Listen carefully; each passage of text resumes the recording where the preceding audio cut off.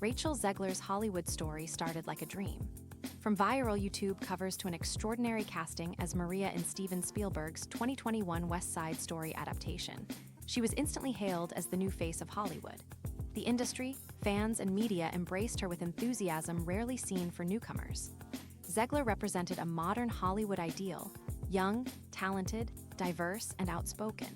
It seemed like nothing could slow her momentum. By the time she landed lead roles in major productions like Snow White and The Ballad of Songbirds and Snakes, Zegler had become a household name. Her popularity wasn't just rooted in her performances. It was also driven by a strong social media presence, confident public appearances, and a persona that many young fans found relatable and empowering. For a while, Rachel Zegler was the poster child for the future of the industry. However, as quickly as she ascended, troubling stories began surfacing behind the scenes. While the public continued to cheer, whispers began to emerge in the entertainment industry. Whispers of tension, unprofessional behavior, and growing friction with legendary filmmakers.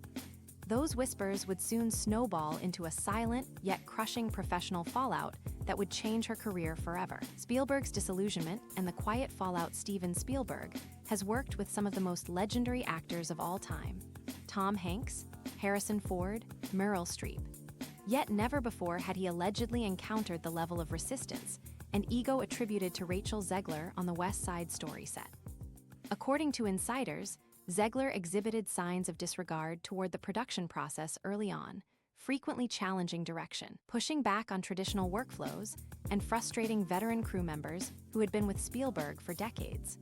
Multiple sources claimed she refused to reshoot scenes unless her creative input was recognized. Crew members noted her alleged tendency to roll her eyes at technical staff, change lines spontaneously without approval, and make derogatory remarks about traditional filmmaking methods. While creative freedom is encouraged in Spielberg's collaborative environments, Zegler's behavior was reportedly seen as disruptive rather than visionary.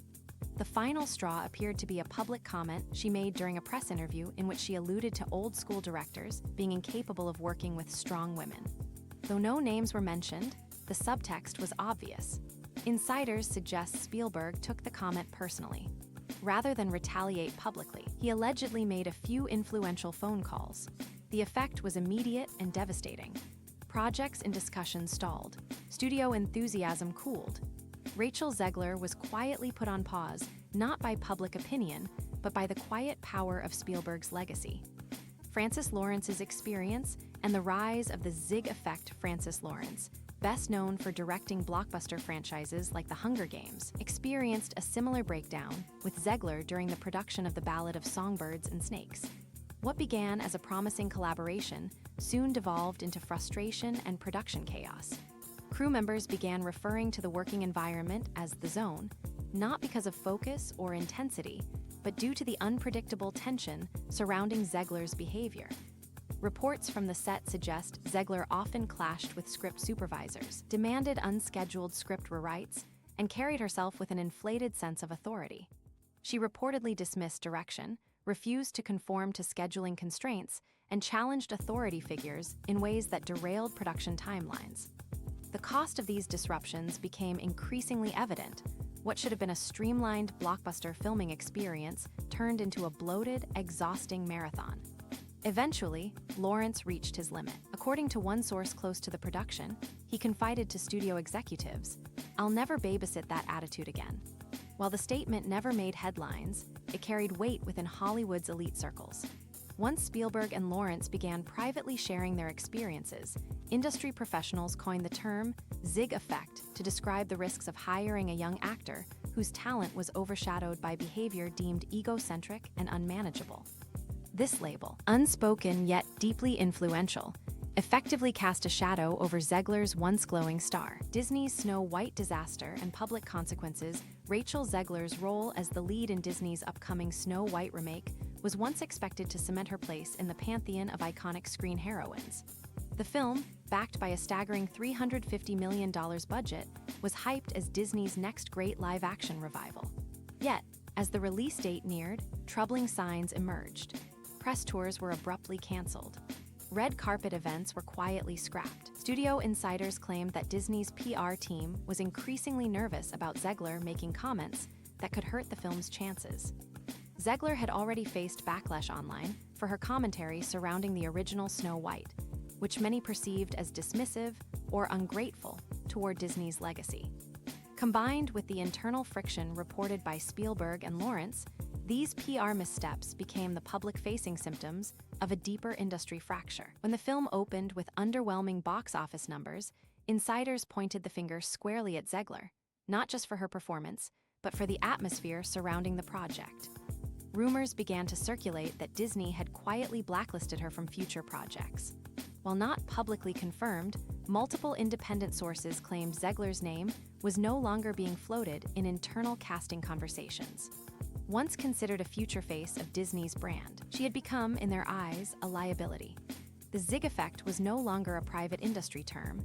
It was now bleeding into the public consciousness, fueled by YouTube commentators, fan speculation, and entertainment journalists alike. The mechanism of the whisper blacklist in Hollywood is not always governed by contracts or formal decisions. Often, careers are shaped or broken by conversations behind closed doors. In Zegler's case, there was no dramatic public cancellation. Instead, what transpired was the quiet machinery of Hollywood's unspoken enforcement. A whisper here, a red flag there, and a slow but irreversible freezing of opportunities. The influence Spielberg and Lawrence wield in the industry is immense. When two directors of their stature express disapproval, even privately, studios listen. Casting directors hesitate. Agencies lose confidence. The perceived risk outweighs the potential reward. In Rachel Zegler's case, the consequences weren't immediate fireworks, they were the steady extinguishing of once promising flames. Projects once in pre-production were shelved. Rumored deals were dropped. Her name began to vanish from casting calls and producer wish lists. This method of quiet blacklisting is both terrifying and effective. It doesn't rely on scandal or headlines. It relies on relationships, power, and legacy. For a young actress like Zegler, still building her foundation, the impact was irreversible. One day she was Hollywood's next big thing. The next, she was a name no one dared associate with. The clash of generations and shifting cultural norms. Rachel Zegler's downfall is being framed by some as a generational collision. Advocates argue that her outspoken nature, demand for creative input, and refusal to play the game were hallmarks of a new Hollywood, one that champions individuality, feminism, and social media empowerment. Yet, in an industry built on deference to experience, apprenticeship, and respect for legacy, these traits can be seen as threats rather than strengths. Veteran filmmakers like Spielberg and Lawrence represent a system where collaboration is key, and egos are checked at the door. While they've worked with assertive, brilliant actors in the past, their discomfort with Zegler's attitude appears rooted in her unwillingness to conform to shared creative vision. This friction underscores a broader tension in Hollywood. How does a traditionally hierarchical industry adapt to a new generation that challenges the very premise of those hierarchies? There's also the gender dynamic to consider. Many have pointed out that difficult male actors are often celebrated for their eccentricities and control-freak reputations. The same behavior from women, especially young women, can lead to ostracization. Is Zegler being punished more harshly because she's female, or did her actions truly cross a line of professional respect? The answer, perhaps, lies somewhere in between. Conclusion: a cautionary tale in the age of influence. Rachel Zegler's story is still unfolding, but its lessons are already echoing across the entertainment world. In an age where visibility is currency and stardom can be achieved overnight, the importance of collaboration, humility, and professionalism remains more vital than ever. Talent may open doors, but how you behave once inside the room determines whether you stay. The revelations from Spielberg and Lawrence serve as more than just industry gossip. They reflect the enduring rules of Hollywood, a place that loves reinvention but requires reliability. Whether Zegler finds redemption through time, humility, and a strong comeback role remains to be seen. But one thing is clear: in Hollywood, the most powerful voices don't always shout. Sometimes they whisper, and when they do, careers can be rewritten in silence.